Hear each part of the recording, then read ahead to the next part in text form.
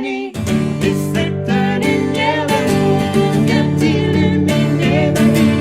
En attendant le matin, je vais dire à mes voisins que cette lumière enfin vient briller en toi.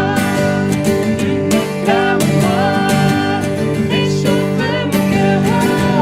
Cette flamme en moi brûle mes malheurs.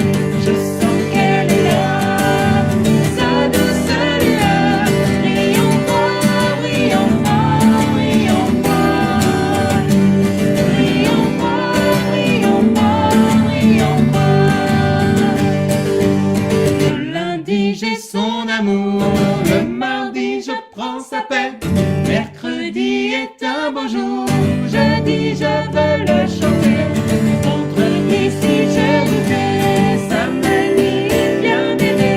Le dimanche cette joie vient briller en moi. Oh, une flamme en moi réchauffe mon cœur. Oh, cette flamme en moi brûle mes malheurs. Je sens qu'elle est là, sa douce lueur. Brille en moi, brille en moi, brille en moi.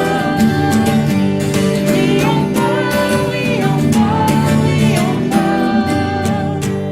Brille en moi, brille en moi. Brille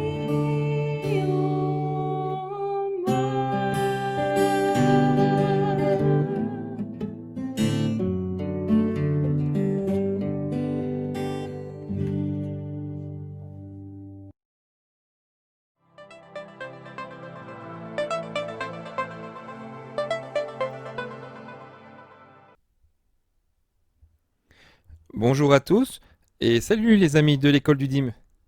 Alors aujourd'hui, mon histoire s'intitule Le panier d'eau.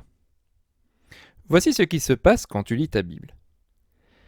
Il y avait un petit garçon qui vivait dans une ferme avec son grand-père. Chaque matin, le grand-père, qui est chrétien, se lève tôt pour lire sa Bible et pour la comprendre. Son petit-fils voulait faire comme son papy. Chaque matin, il prenait sa Bible et se mettait à la lire. Mais un jour, il demande à son grand-père : « Papy, j'essaye de lire la Bible, mais parfois je ne comprends pas ce qu'elle veut me dire, et j'oublie aussitôt ce que je viens de lire. À quoi ça sert ? Il serait peut-être mieux que je ne la lise plus. » Alors son grand-père sourit. Il était en train de remplir son poêle avec du charbon qu'il avait mis dans un panier. Il donne ce panier au petit-fils et lui dit : « Va me chercher de l'eau à la rivière. » Alors l'enfant obéit à son grand-père. Il va à la rivière, il remplit le panier d'eau, mais quand il revient à la maison, il n'y avait plus d'eau dans le panier. Le grand-père rigole et lui dit : « Allez mon garçon, tu peux aller plus vite. Retourne cette fois-ci à la rivière et tu me ramènes de l'eau avec ce panier. » Le petit garçon, qui était déjà essoufflé, lui dit : « Mais c'est impossible. Papy, ce serait mieux si je t'apporte l'eau avec un seau. » Le papy lui dit : « Fiston, ne t'ai-je pas demandé de m'apporter de l'eau avec un panier ? Pas avec un seau, mais bien avec ce panier. Retourne à la rivière. » Le garçon savait qu'il n'y arriverait pas à revenir avec ce panier rempli d'eau, mais il obéit à son grand-père, et il fit ce qui lui avait été demandé. Il remplit très vite son panier à la rivière et se met à courir, aussi vite qu'il put. Lorsqu'il arrive à la maison, le panier est de nouveau vide. « Tu vois, papy, ça n'a servi à rien. »« Es-tu sûr ? » lui répondit le papy. « Regarde bien ton panier. Il n'y a peut-être pas d'eau dedans. Mais quand je te l'ai donné, il était tout noir, sale de charbon. Et maintenant, il est propre. » Et effectivement, l'enfant confirme ce qu'avait dit son papy. « Tu vois, fiston, voilà ce qui arrive quand tu lis ta Bible. Peut-être que tu ne comprends pas toujours tout. Tu oublies certaines choses que tu as pu lire. Mais si tu lis correctement la Bible, c'est à l'intérieur de ton cœur que tout change. Dieu travaille chacun.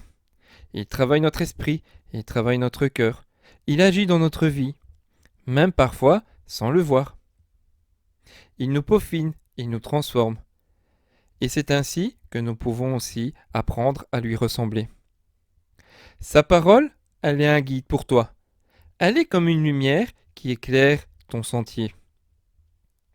Alors maintenant, répète avec moi.